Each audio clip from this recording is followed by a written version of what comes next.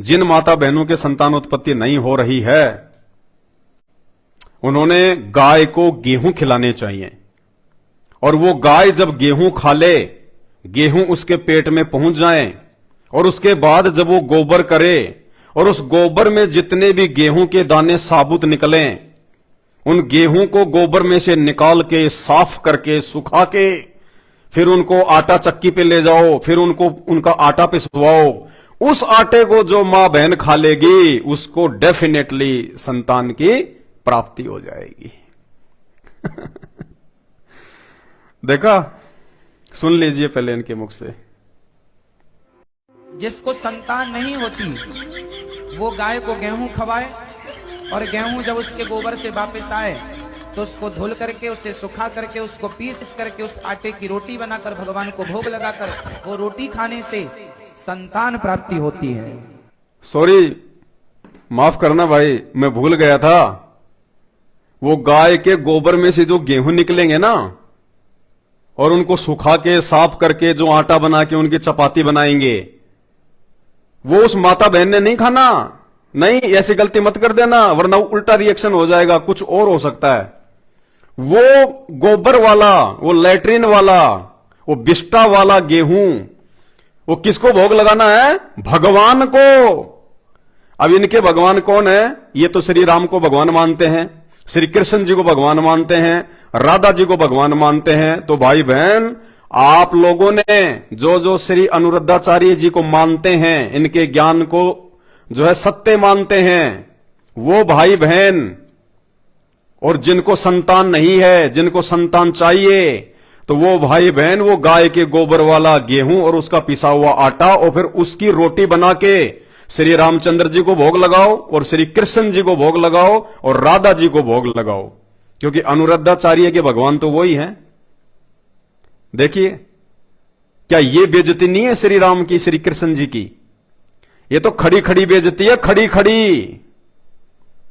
Latrine में, अब जानवर है, गोबर करेगा, लैट्रिन है उसकी, तो बताओ, लैट्रिन का गेहूं, उसका आटा श्री राम को भोग लगाने के लिए कह रहा है, श्री कृष्ण जी को भोग लगाने के लिए कह रहा है। और वो लाखों की संख्या में मूर्खों का टोल, मंद बुद्धि। इसलिए तो हम कहते हैं कि वो जो लाखों की संगत जो बैठी रहती है ऐसे पाखंडी और अज्ञानियों के सामने, वो देखा देखी में चलने वाले लोग हैं। मानव शरीर प्राप्त करके वो चिंतन नहीं करते, मनन नहीं करते, विचार नहीं करते।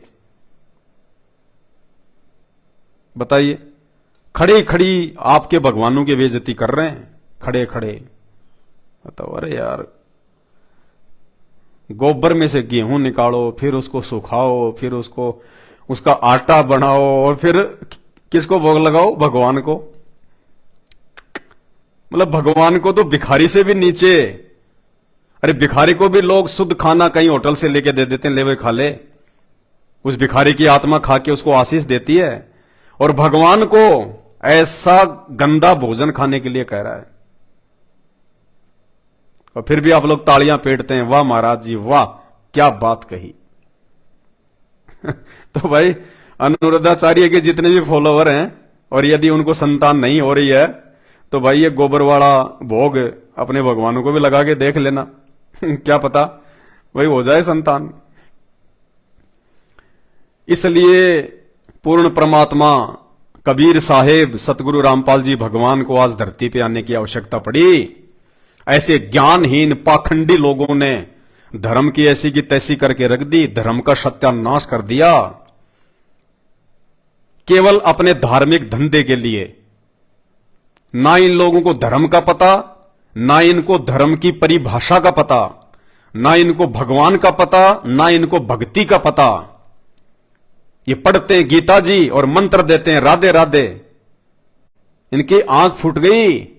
गीता जी अध्याय 8 श्लोक नंबर 13 इनको दिखाई नहीं देता कि ओम इति एक अक्षर ब्रह्म व्यवहारण माम अनुसमरण ये प्रयाति तजम देहम सयाति प्रमाम गतम। कि अर्जुन, मेरा तो एक मात्र ओम मंत्र है, ओम। ये ओम के अलावा और किसी भी शास्त्र में कोई मंत्र नहीं है। यजुर्वेद अध्याय 40 श्लोक नंबर 15 ओम मंत्र है, क्योंकि वेदों का सार है गीता जी, जो गीता जी में ज्ञान है वो ही वेदों में ज्ञान है। केवल एक ओम मंत्र है हिंदू धर्म के ग्रंथों में, और कोई मंत्र नहीं है जाप करने का। तो क्या खाक पढ़ा इन्होंने वेद? क्या खाक इन्होंने गीता जी पढ़ी? सत्यानाश कर दिया भगत समाज का। अंत में सबको गधा कुत्ता बना के छोड़ेगा ये नादान। ये उपाय बता रहा है। साइंस फेल कर दी इसने, साइंस विज्ञान फेल कर दी, और इतना आसान तरीका बता दिया बांझपन दूर करने का। गाय के गोबर से गेहूं निकालो और भगवान को भोग लगाओ। अरे वाह भाई वाह, धन्य तेरे माता पिता भाई।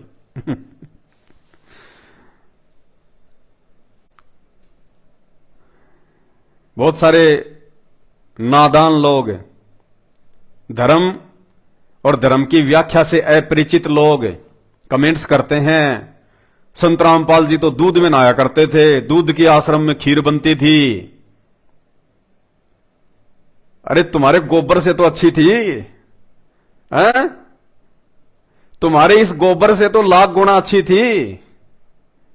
तुम्हें तो गोबर खाने के लिए आदेशित किया जा रहा है तुम्हारे अपने हिंदू धर्म के संतों के द्वारा, गोबर खाने के लिए, भगवान को खिलाने के लिए। हम तो चलो संत रामपाल जी दूध से नहाया करते थे, तुम्हारे अनुसार है तो तुम्हारी ये बकवाद मन गढ़ंत कहानियां हैं ये। लेकिन चलो वो तो दूध था भाई, तुम लोग शिवलिंग पे डालते हो दूध, तुम लोग जो है वो पत्थरों पे डालते हो दूध, हमने जिंदा संत पे डाल दिया तो कौन सी बड़ी बात है। और उस दूध की खीर बन गई, हमने खा ली, तो उसमें क्या हो गया? जब तुम गोबर खाने को तैयार हो और अपने भगवानों को खिलाने को तैयार हो, तो दूध तो अमृत चीज है, उसमें तो नुकसान ही नहीं है। तो इन लोगों को ना तो धर्म का पता, ना इनको धर्म की परिभाषा का पता, और मूर्ख लोग लग जाते हैं इनके पीछे, सनातनी सनातनी। तुम्हें सनातन की परिभाषा का पता है? सनातन शब्द का मतलब क्या होता है? सनातन धर्म, धर्म कोई सनातन होता ही नहीं है। अरे धर्म कभी सनातन होता ही नहीं है। अगर धर्म सनातन होता तो फिर 4-4 धर्म नहीं होते, 8-8 धर्म नहीं होते आज। सनातन शब्द केवल एक वस्तु के पीछे लगता है, एक चीज के पीछे, और वो अनमोल वस्तु, वो अनमोल चीज परमात्मा है। परमात्मा जो तीनों लोकों में प्रवेश करके सबका भरण पोषण करता है, वो सनातनी परमात्मा। सतगुरु आदि अनादि है, सतगुरु मध्य है मूल, और सतगुरु को सिजदा करूं एक पलक नहीं भूल। वो सनातनी प्रभु, वो सनातनी परमात्मा आज धरती पे संत रामपाल जी के रूप में प्रकट है।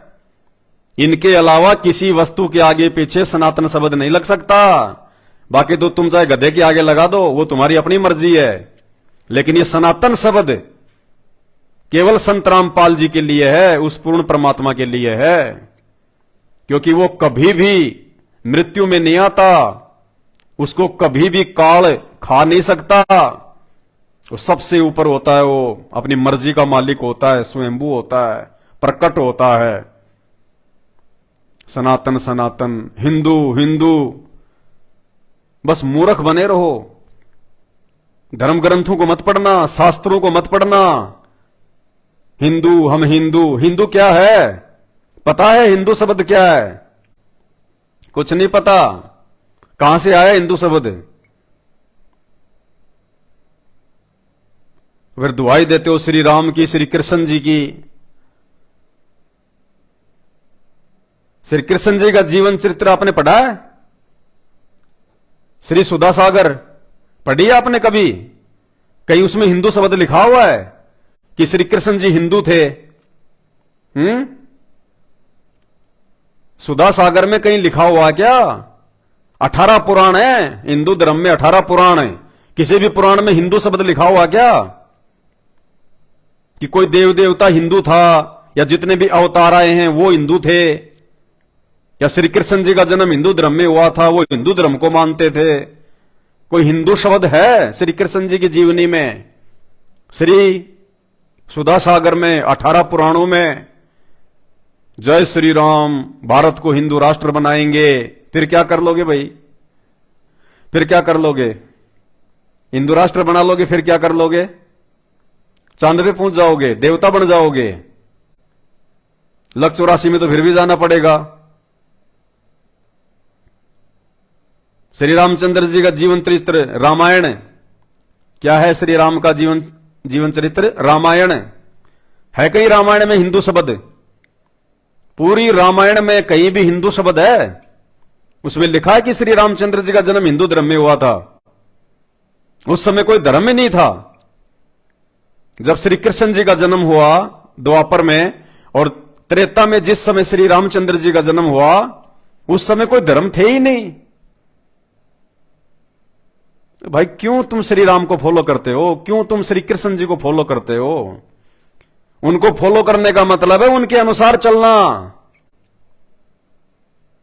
उन्होंने कब लोगों को पकड़ पकड़ के जय श्री राम के नारे लगवाए थे? श्री कृष्ण जी ने या श्री रामचंद्र जी ने लगवाए थे क्या? बता दो। धर्म तो छोड़ो, तुम तो जातियों में बट गए, जातियों में। फिर कहते हैं हम श्री कृष्ण जी को मानते हैं, श्री कृष्ण जी हमारे इष्ट हैं। श्री कृष्ण जी ने कभी अपने नाम के आगे कृष्ण यादव लगाया क्या? किसी शास्त्र में लिखा हुआ है कृष्ण यादव सनोप श्री वासुदेव यादव? किसी शास्त्र में लिखा हुआ है? 18 पुराणों में लिखा हुआ है कि श्री कृष्ण जी ने अपने नाम के आगे यादव लगाया हो? और तुम मरमिटने को तैयार हो। अहिर रेजिमेंट, यादव रेजिमेंट, फलाना रेजिमेंट, फलानी सेना। धर्म तो छोड़ो, जातियों में बट गए। रामचंद्र जी क्षत्रिय थे, कभी लगाया उन्होंने अपने नाम के आगे श्री राम शर्मा या श्री राम ठाकुर, श्री राम राजपूत? कभी देखा? रामायण में लिखा हुआ कहीं? किसी शास्त्र में लिखा हुआ कहीं? रामचंद्र जी से संबंधित किसी भी पुस्तक में किसी भी लेखक ने लिखा है श्री राम के आगे उसकी जाति, श्री कृष्ण जी के आगे उसकी जाति, 33 करोड़ देवी देवताओं के आगे उनकी जाति? धर्म तो छोड़ो, तुम तो जातियों में मरमिट रहे हो। कुछ नहीं होगा, अंत में खाली हाथ जाओगे। धर्मराज के मुकद्दर मिलेंगे ऊपर, जम के दूत गेटी पकड़ेंगे, नरक में ठोकेंगे। वहां जाति धर्म नहीं चलती, क्योंकि उस परमात्मा ने जाति धर्म बनाए नहीं। अरे मरना और मिटना भक्ति के लिए चाहिए, परमात्मा के लिए चाहिए। कंपटीशन करो, अच्छे कर्मों के लिए करो। भक्ति में करो तुम कंपटीशन कि वो मेरे से आगे ना निकल जाए, मेरी भक्ति थोड़ी ना रह जाए, कहीं मेरा मोक्ष जो है आधा अधूरा ना हो। शास्त्रों की जानकारी में करो कंपटीशन। बस अपनी अपनी रेजिमेंट बनाने में लगे हुए हैं, बारूद के ढेर तैयार कर रहे हैं, क्योंकि आने वाले समय में देश में गृह युद्ध जो होना है, तो ये पटाखे तैयार हो रहे हैं, पटाखे। और इन सब का जिम्मेदार कौन है पता है? ये धर्मगुरु, ये धर्मगुरु, ये निकम्मे। इन्होंने बर्बाद कर दिया हिंदुस्तान को। किसी भी धर्मगुरु के पास में, एकमात्र संत रामपाल जी को छोड़ के, किसी भी धर्मगुरु के पास में ना तो गीता का ज्ञान है, ना वेदों का ज्ञान है, ना पुराणों का ज्ञान है। राम की कथा कहने वालों के पास में रामचंद्र जी तक का ज्ञान नहीं है। रामायण को भी ढंग से नहीं जानते वो, ना उनके मंत्रों का पता, ना उनसे लाभ लेने की विधि का पता। और लाखों की संगत जो उनके पीछे तालियां पीटती रहती है। भाई तुम्हारे पिछले जन्मों की भक्ति की बैटरी चार्ज है अभी, और जब तक बैटरी चार्ज होती है ना, चाहे लाइट में कनेक्शन भी ना हो, फिर भी आपके पंखे चलेंगे, लाइट जलेगी। आपके पिछले जन्मों की पुण्य रूपी बैटरी अभी चल रही है। तुम सोच रहे हो कि मुझे मेरे गुरुजी से लाभ मिल रहे हैं, मुझे फलाने संत से लाभ मिल रहे हैं, मैं नारियल फोड़ रहा हूं वहां जाके मेरे को उससे लाभ हो रहा है, मैं वहां जाके धागा बांध के आ रहा हूं, मैं गोवर्धन की परिक्रमा कर रहा हूं, मैं बद्रीनाथ जा रहा हूं, केदारनाथ जा रहा हूं, खाटू श्याम जी जा रहा हूं, मंदीपुर के बालाजी जा रहा हूं, मैं पेट पलनिया जा रहा हूं। कुछ नहीं, कुछ नहीं। वर्तमान में धरती पे कोई देव देवता नहीं है, कोई भी। सारे देवी देवता विलुप्त हैं वर्तमान में, क्योंकि सभी देवी देवताओं का सिरमौर, सभी देवी देवताओं का सरदार, सरताज वो कबीर परमात्मा संत रामपाल जी धरती पे प्रकट हो चुके हैं। अब इस पृथ्वी पे देवी देवताओं का नामो निशान भी नहीं है। जब रात्रि होती है उस समय चांद भी अपनी चांदनी फैलाता है, तारे भी टिमटिमाते हैं। सुबह जब सूरज निकल जाता है ना तो चांद उसकी रोशनी फीकी पड़ जाती है, तारे तो दिखाई नहीं देते। तो वर्तमान में वो कबीर परमात्मा संत रामपाल जी के रूप में धरती पे प्रकट हो चुका है और उनकी रोशनी अर्थात उनके इस तत्व ज्ञान के आगे ये सभी साधु संत महात्मा देवी देवता सब फीके हो गए, सब फैले, कुछ नहीं कर सकते। संत रामपाल जी के सत्संग सुनना शुरू कर दो, वरना ये नकली संत ऐसे ही तुम्हारे को गाय का गोबर खिलाते रहेंगे। इनको शर्म नहीं आई ये बात बोलते हुए कि जिसको संतान नहीं हो रही है गाय को गोबर गाय को जो है वो गेहूं खिलाओ और उसके गोबर में जो साबुत गेहूं निकले उनको पीस के आटा बना के भगवान को भोग लगाओ। अरे मूर्ख आदमी, तू भगवान की बेइज्जती कर रहा है कि भगवान की इज्जत कर रहा है? गाय के गोबर से निकले हुए गेहूं तू भगवान को खिला रहा है? अरे परमात्मा ने खेतों में गेहूं पैदा करवा रखे हैं, गाय के गोबर की क्या जरूरत है? इनकी बुद्धि काल के हाथ में है। ये संत महात्मा नहीं है, ये हिंदुस्तान की जनता का बेड़ा गर्क कर रहे हैं, बेड़ा गर्क। ये सब के सब काल के दूत हैं, काल के एजेंट। मरने के बाद खुद भी 84 लाख में जाएंगे और आप लोग तो जाओगे कहां? जब गुरु नरक में जाएगा तो चेला कहां जाएगा? चेले के पास तो रास्ता ही नहीं।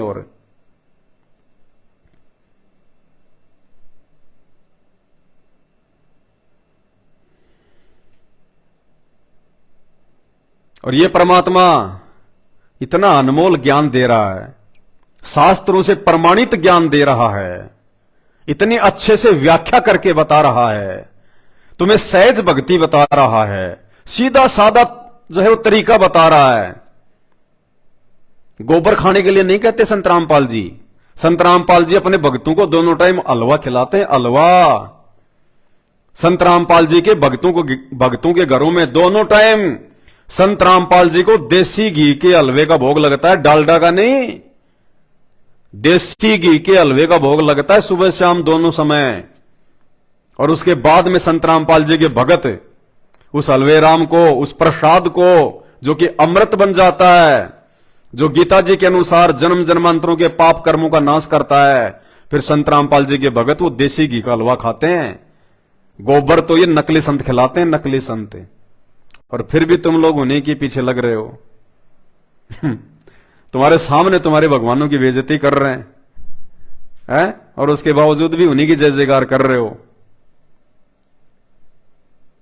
तो एक विधि तो बताई किसने? अनिरुद्धाचार्य ने, बांझपन दूर करने की, संतान प्राप्ति की, गोबर वाले गेहूं भगवान को भोग लगा के। और ये संत रामपाल जी परमात्मा, मात्र इनके सत्संग सुनो कुछ दिन। अगर किसी माता बहन को संतान उत्पत्ति नहीं हो रही है, और चाहे अमेरिका के डॉक्टर ने क्यों ना मना कर दिया हो, यहां तक कि अगर उस माता बहन के शरीर में बच्चादानी भी नहीं है, या उसकी बच्चादानी जो है वो निकल चुकी है, वो मां बहन भी यदि संतान प्राप्ति की इच्छा रखती है तो धरती पे परमात्मा प्रकट है। कम से कम 1 महीने उनके सत्संग सुनो, 1 महीने, और बात समझ में आ जाए। उसके बाद में इनसे नाम दीक्षा ले लो। 10वें महीने आपकी गोद में बच्चा खेलेगा, 10वें महीने। ये विज्ञान को फैल करने वाला परमात्मा ये है, ये संत रामपाल जी, जिन्होंने विज्ञान को जन्म दिया है, जिन्होंने विज्ञान को पैदा किया है। ये है वो परमात्मा, सबका जनक। साहिब से सब होत है, बंदे से कुछ नहीं। ये बंदे हैं, ये जितने भी हैं, ये संत महंत सभी धर्मों में जो दिन रात चिल्लाते रहते हैं अपने धार्मिक धंधे के लिए, उल्टी सीधी बातें बता के लोगों का जीवन बर्बाद कर रहे हैं, ये बंदे हैं। बंदे यानी जीव, इंसान, एक व्यक्ति, एक मानव जिसके बस में कुछ नहीं होता, जो मिट्टी के समान होता है, उसको कहते हैं बंदा। बंदा यानी व्यक्ति, इंसान। और साहिब यानी परमात्मा, संत रामपाल जी। तो कहते हैं साहिब से सब होत है, बंदे से कुछ नाही, ये राई से पर्वत कर दे, फिर पर्वत से राई। ये वो परमात्मा है। इन लोगों की मीठी मीठी बातों से संतान प्राप्ति नहीं होने वाली। बीमार हो जाओगे, मत खा लेना वो गोबर का अनाज। डॉक्टरों के चक्कर काटोगे हॉस्पिटलों में। कहते मनो मनोरथ ना कीजिए, तेरा किया ना होए, जब पानी से घी निकले तो लूखी खाए ना कोई। ये गाय के गोबर खाने से अगर बच्चे पैदा हों तो कोई जो है संत रामपाल जी की शरण में नहीं आते, बड़े बड़े डॉक्टरों के चक्कर नहीं काटते।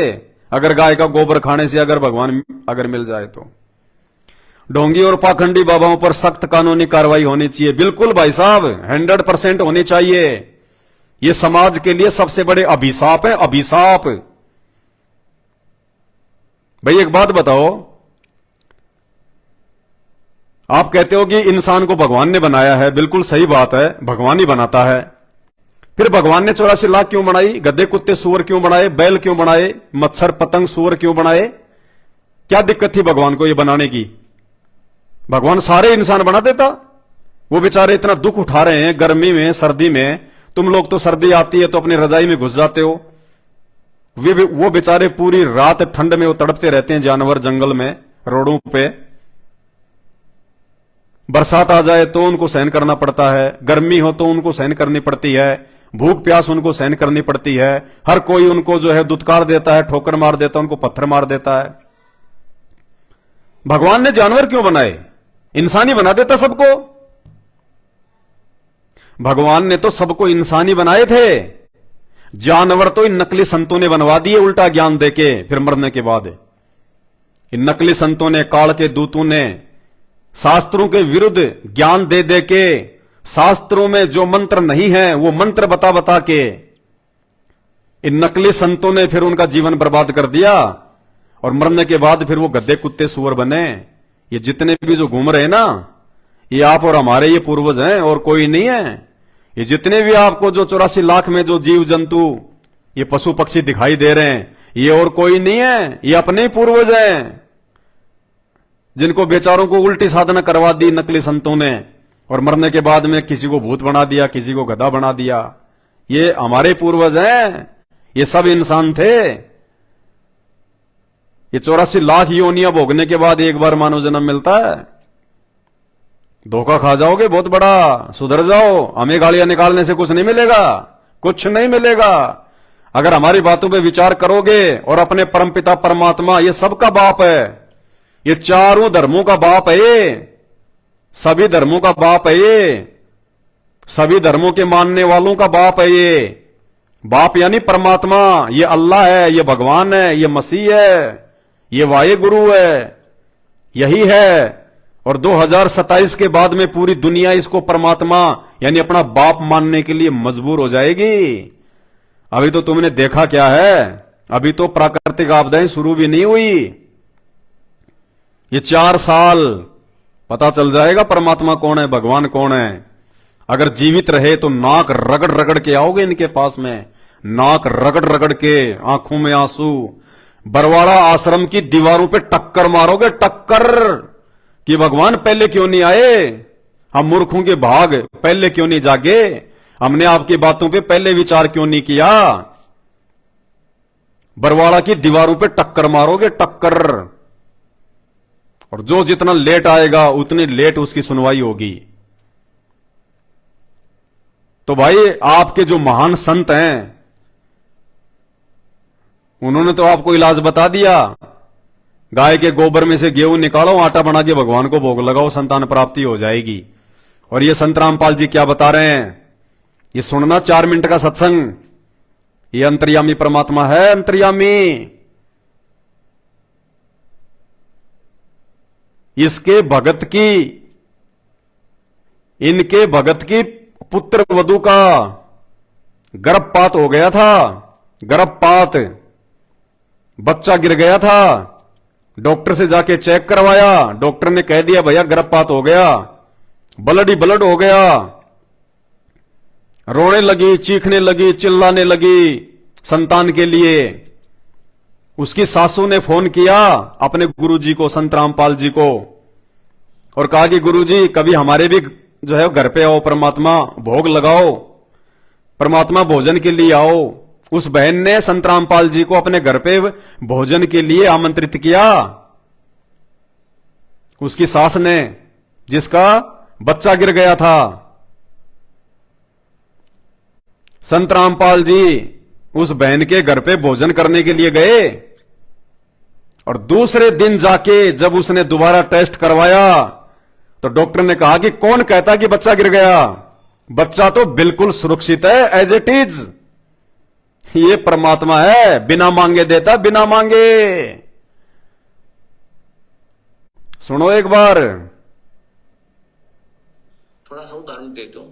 एक बहन, वैसे तो बहुत सी ऐसे उदाहरण है यहाँ पे, जिनका 10-10, 15-15, 20-20 वर्ष तक विवाह हुए को हो गए थे, संतान नहीं थी।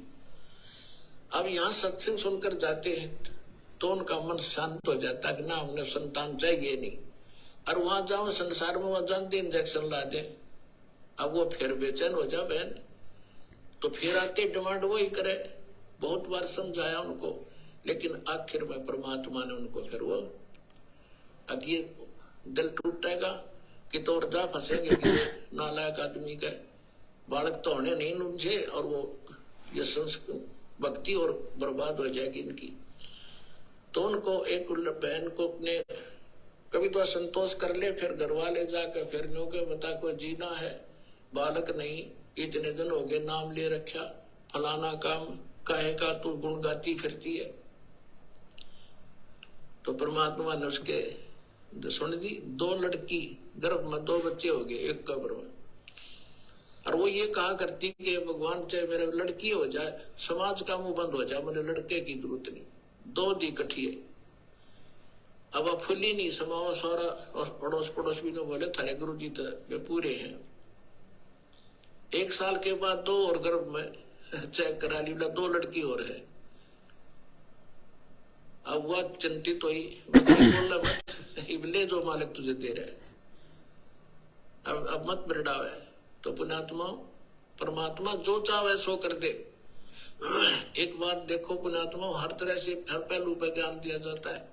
और सुनो, एक बहन और उसकी सास ने नाम लिया। सास का दृढ़ विश्वास था, वह बहन बेटी बालक थी। उसके एक लड़की थी, उसके बाद गर्भ नहीं रहा था, खराब हो जाता, और भी काफी तरह जगह पर वो घूमे फिरे। फिर उनको पता चला तो यार दीक्षा ली। जींद जब सत्संग किया करता था दास, तो परमात्मा ने दया की, उनका गर्भ रहा लड़की के, और जो जिस समय में पहले गिरता था उससे आगे बढ़ गया, 2 महीने और निकल गए। तो उनकी खुशी का ठिकाना नहीं रहा। उन्होंने क्या किया,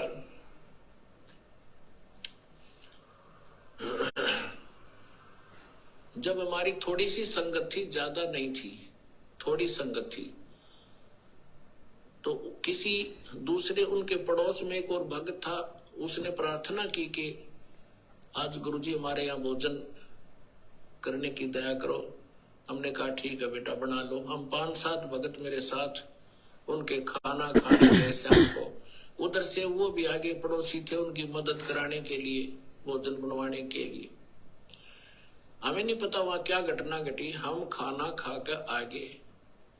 वापस आने के बाद सुबह रात को फोन आया उसकी सास का कि गुरुजी से कहियो मेरी पुत्र वधू का गर्भपात हो गया और बहुत बुरी तरह रो रही है। और वही हो गया जब आपकी सेवा कर रहे थे, उन्हीं के दूसरे के घर में सारे बाथरूम में ब्लड हो गया। वो तो रो रो के सारी रात उसने तो आंखें सुजा ली। मैंने उसको फोन बताया, माँ बेटी यहाँ आ, तेरी सास ने उसको कहा यहाँ भेजो। उसकी सास आ गई, उसको समझाया बेटा भगवान जो करे वो गलत नहीं करता। वो बोले जी मन में तो विश्वास है पर वह बालक ना मानती। ठीक है वह कोई बात नहीं, जो हो गया सो हो गया। क्या बात, परमात्मा जो करता सही करता है। अब अगला दिन फिर ऐसे उसका रोते रोते गुजर गया। उसकी सास ने फिर प्रार्थना कीजिए आज कल हमारे भोजन करने आओ। हम बोले भाई चलो चलते हैं, चले गए। वह लड़की बुरी तरह रोए। मैं बोला बेटा परमात्मा जो करता सही करता है, विश्वास कर, ये कोई बड़ी बात है और दे देगा साल भर में तने शांति रख। पर वह नहीं मान रही थी, दुखी थी। कोई बात, हम आगे खाना खुना खा के चल भाई ठीक है। जो हम ज्ञान दे सकते हैं परमात्मा का हम उतना ही दे सकते हैं, बाकी बालक का नहीं समझ में आती। फिर क्या हुआ, उसकी सास ने सोचा भाई गर्भपात हो गया और इसमें कोई कतरा ना रह जा गर्भ बच्चा दानी में, फिर दिक्कत कर दे। अल्लाह दिखा के आती हूँ डॉक्टर नहीं को। अगले दिन वो एक पड़ोस में अच्छी प्रसिद्ध डॉक्टरनी थी, उसके पास गए। उसने अल्ट्रासाउंड किया और वो कहने लगी कौन का बालक गर्भपात हो गया, न्यू का न्यू गर्भ है इसके, ओके ऑल इन रिस्पेक्ट। अब उनकी खुशी का ठिकाना नहीं। फिर फोन आया, ओए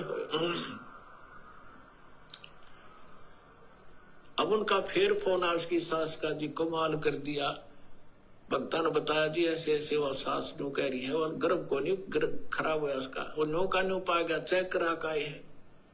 अब अगले दिन वो दोनों आई सास बहू, वहां पर कुटिया में हम बैठे थे और खुशी न्यारी खुश हो रही वह लड़की।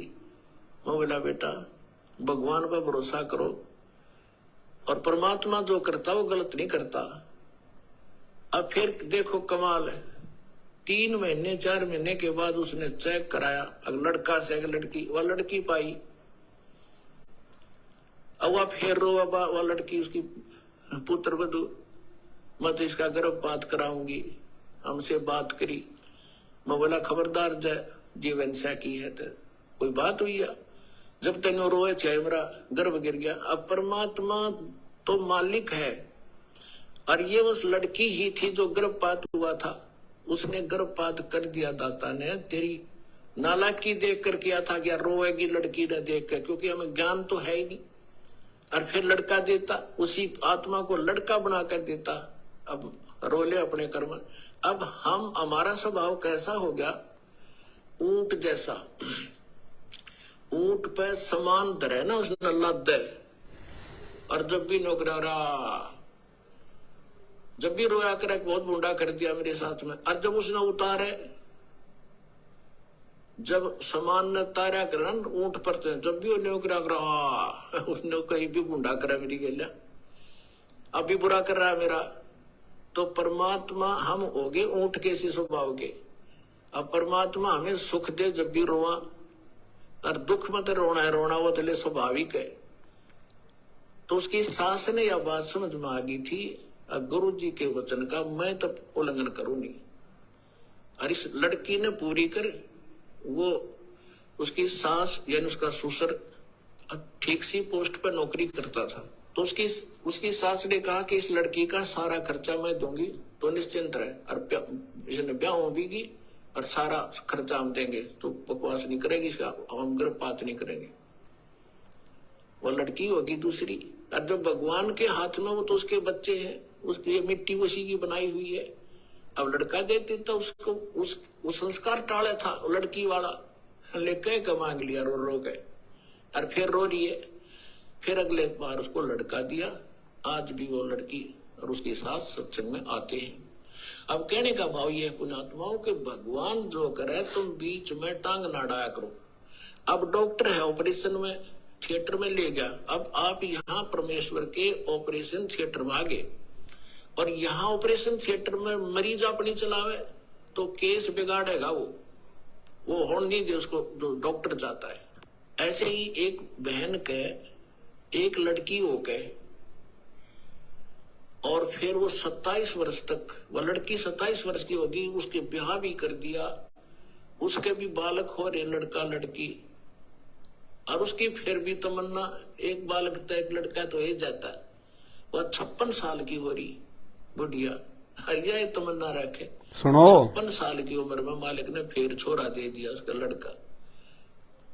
अब लड़का 5 साल का हुआ, मर गई, सर पे धर लिया लड़का, कौन पालेगा। कि हम ऑपरेशन के अंदर हम अपनी गड़बड़ करवाते हैं तो वो बिगड़ जाता है केस। फिर भी दास ने आपको हर पहलू पर बता दिया, जो सी समझ में आ वह कर लियो और वह पूरी कर देंगे भगवान।